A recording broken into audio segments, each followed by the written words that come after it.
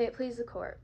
My name is Atlas Wyatt, and I will be representing the respondent, the University of North Carolina and its constituents.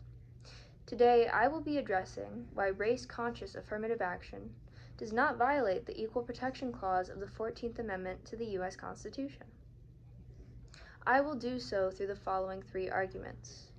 First, college applicants should all have a truly equal opportunity to show that they are equipped for higher education. This means that they should be placed on the same footing initially in order to achieve their respective goals as held in Brown.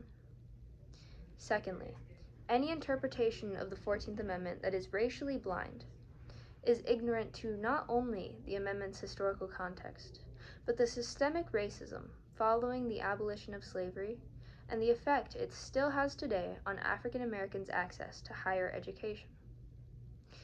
The affirmation of people of color and the granting of opportunities historically withheld from them to receive higher education and well-paying employment through governmental institutions does not equate the refutation of opportunity for Caucasians.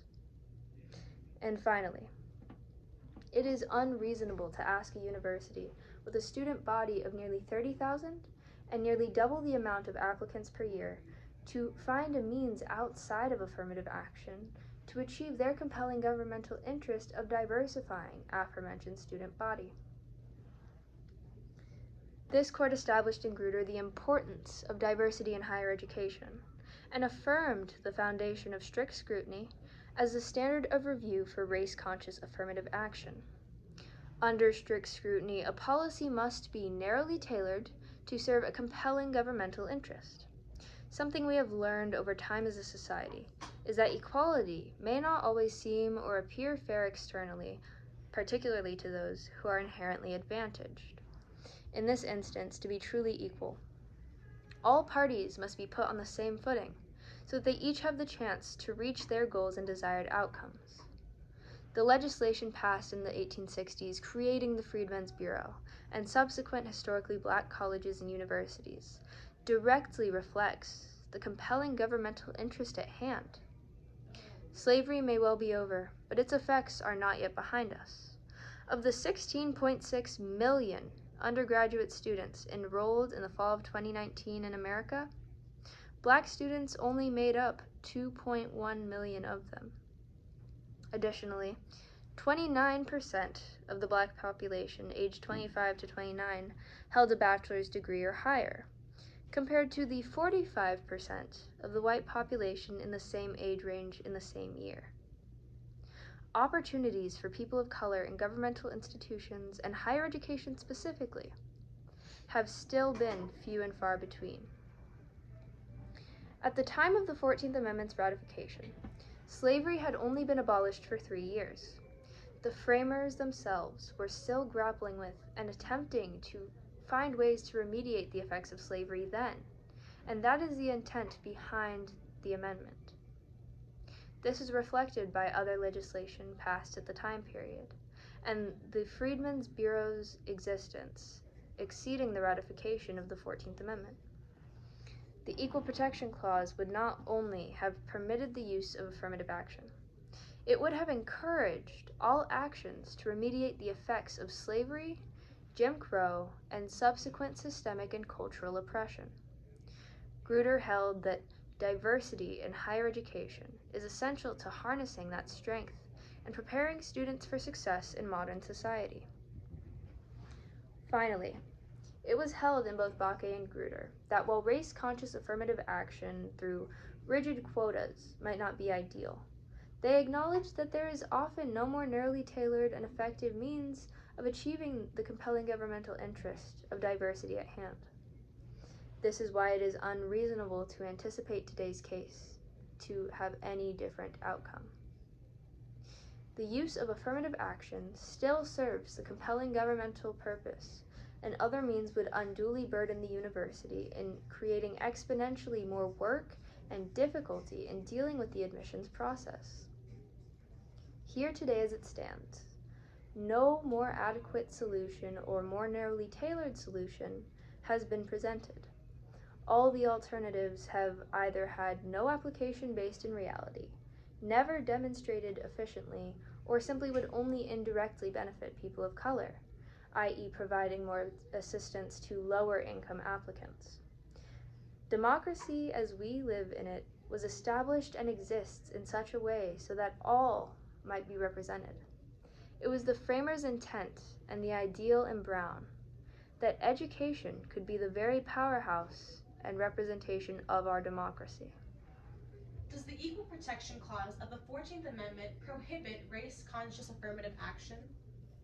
The Equal Protection Clause does not, as a colorblind interpretation of this amendment disregards the intent and historical context of it. Considering the amendment to not encourage supplementing the societal and civic gaps between people of color and white people is an outright anachronism. The remediation of the effects of slavery was a commonly discussed and widely disputed issue, and the Republican Party at the time, because this was prior to the party switch as we know it today, leaned more towards advocation for it. How does legislation enacted by Congress in the 1860s and 1870s affect your answer to question number 1? The enactment of the Freedmen's Bureau would not have occurred, and the Bureau existed and flourished as it did under the 14th Amendment, if the intent behind it did not specifically regard people of color and acknowledge that remediation for the effects of slavery would not be unjust or discriminatory. As Representative Charles Summers said, quote, "Someone must take them by the hand, not to support them, but to help them to that work which will support them. The intervention of the national government is necessary," end quote. Let's assume that the framers of the 14th Amendment concluded that race-conscious legislation was constitutional in the 1860s and 1870s. Would that argument still work more than 150 years later in a very different society? The fundamental issue I face with the question posed is that it is my contention that the legislation passed at the time was race-conscious. The aim may have been different from what we see today in the context of specific affirmative action. It was instead intended to assist African Americans in fulfilling their civic duties on a more basic level. But it was nonetheless race-conscious. It also directly related to higher education with the foundation of many historically black colleges and universities. The legislation of the time was race-conscious, and that argument does still stand today.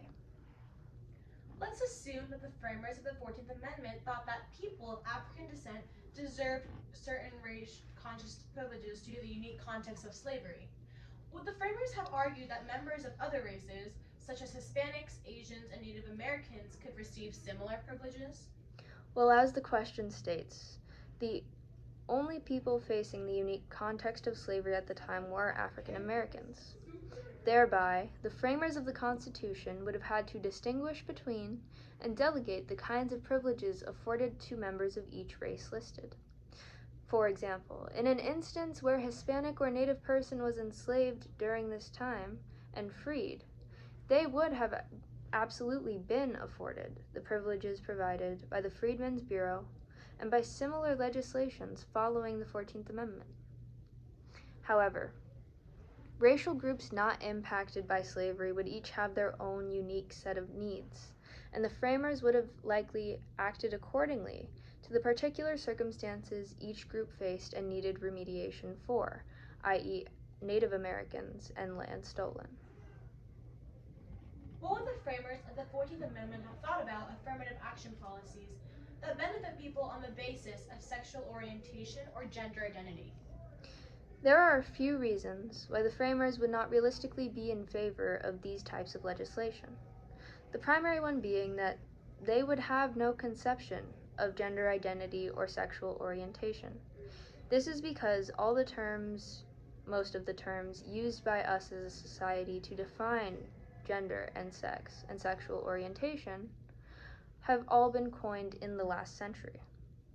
Secondarily, given that the conservative viewpoint the framers held asserted they did not allow women to vote, own property, have credit cards, etc., there's a small likelihood that they would be sympathetic to the LGBT community, as they would view it as merely complicating their gender norms established.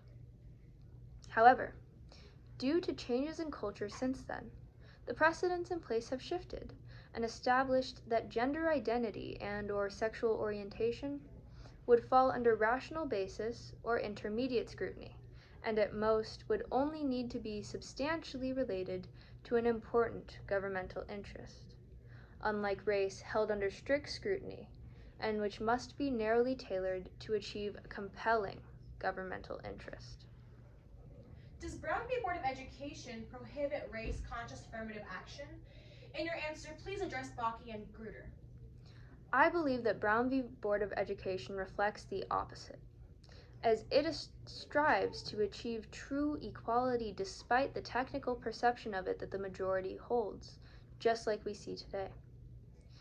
Brown v. Board of Education held that racial segregation in schools was unconstitutional, and that the separate but equal doctrine in Plessy v. Ferguson was no longer adequate and thereby overturned. Bakke was very divided in its holding, and while respondent Bakke was admitted into the school, it held that affirmative action policies like the one at Place were permissible under strict scrutiny, and the same holding was found in Grutter with their affirmative action policy. In 2003, Grutter observed that 25 years after this case, the use of racial preferences will no longer be necessary to further the interest of proof today. Will there ever be a point in time in which racial preferences are no longer needed? If not, should the court allow racial preferences to go on forever? Ideally, yes. There will come a time in which these preferences are no longer needed to serve a compelling interest of the state. We as a society should, can, and have no reason not to advance past this need. However, that time has not yet come, and estimating in advance can be counterproductive in that it sets a standard that no one could truly or accurately predict, such as the 25-year observation mentioned in Grutter. It is my contention that the question of these types of legislation's longevity is not yet moot, as affirmed in Bakke. Should Grutter v. Bollinger be overruled? Please address the Supreme Court's recent discussion of stare decisis in Dobbs v. Jackson Women's Health Organization. No, it should not. The holding in Grutter was accurate and reasonable in regard to the standard of strict scrutiny, and stands today in order to affirm cases like ours. There is no more narrowly tailored means of achieving the compelling state interest of achieving diversity in an academic environment. This case is also different from Dobbs in that the holding of stare decisis in it was due to the fact that the prong tests and precedents it established were not workable or legally sound outside of it. The standard of review in this case, however, is clear and it is strict scrutiny. There are no issues of overbreadth or overgeneralization. If the court declines to overrule Grutter, can the plaintiffs prevail? In the event that Grutter were not overruled, they would have more room to argue the constitutionality of affirmative action as it stands. However, even without it, Bakke and Fisher v. Austin both hold that there is no more narrowly tailored means of achieving diversity currently, at least not without being at the undue expense of the university administration or only indirectly impacting the compelling interest. If the court overrules Grutter, will the military have difficulty recruiting a diverse armed service? It is my contention today that the state does not have the same level of compelling interest in achieving diversity in the military, as service in it is voluntary and not a quintessential aid in fulfilling an individual's civic duties, which higher levels of education are. And this is why the challenges faced in such would be held to a different standard of review than they are today. Today we see a case in which affirmative action is the only valid means and successful means of achieving the compelling interest at hand. That is why I hope that the court holds in favor of the respondent and continues to view affirmative action as not violating the Equal Protection Clause of the 14th Amendment. Thank you.